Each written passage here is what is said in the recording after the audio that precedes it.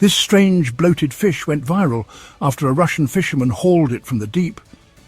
But how does a lumpfish transform into something that looks like this? The answer is a messy mix of pressure, physics, and a whole lot of bad luck.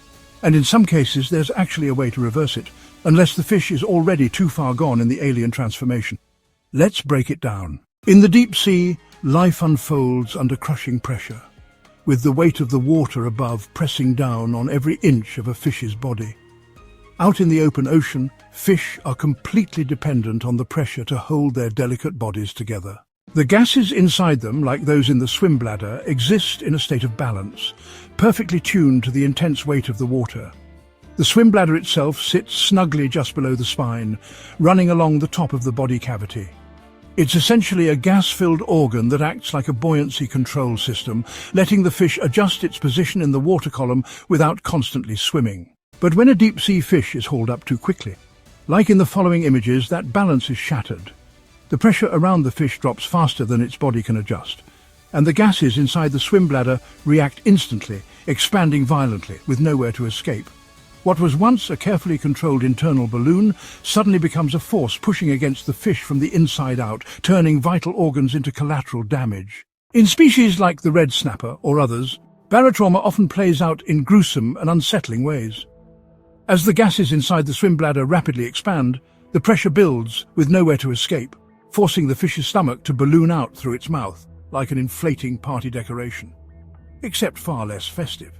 At the same time, the eyes bulge and swell, sometimes so violently that they threaten to pop right out of their sockets. Some species literally turn inside out, with organs spilling from their mouths, while others inflate like drifting balloons with fins, puffed up and helpless at the surface. In round-bodied species, like the smooth lumpsucker, barotrauma plays out a little differently. Lumpsuckers are already built like spherical little oddballs, with short, pudgy bodies and skin covered in uneven bumps and ridges, giving them a slightly bloated, clumsy look, even when they're perfectly healthy. Inside, their organs are crammed together with almost no empty space, meaning any expanding gas has nowhere to quietly accumulate. It presses outward, pushing against the body from every angle all at once. Because the swim bladder sits so close to the head in these compact fish, the expanding gases don't just affect the gut. They press into the skull and face, forcing the eyes outward and leaving the fish with a certain look. It's this combination of natural awkwardness and extreme bloating that gave Fedortsov's catch its now famous alien-like appearance. Add to that the lumpsucker's naturally uneven, bumpy skin, and the result is a creature that doesn't just look bloated, it looks warped, stretched, and oddly shiny. It's a perfect example of just how strange things can get when deep-sea biology meets surface-level pressure changes. This phenomenon isn't unique to lumpsuckers, but their odd, round shape and tightly packed bodies make them especially prone to dramatic transformations when they're exposed to rapid decompression.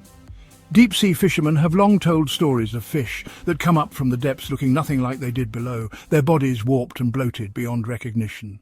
The solution for this? Recompression devices. Instead of leaving the fish to struggle helplessly at the surface, these devices let fishers quickly return it to its original depth, where the surrounding pressure naturally compresses the expanded gases back to normal size. In many cases, this can give the fish a survival chance of up to 90%.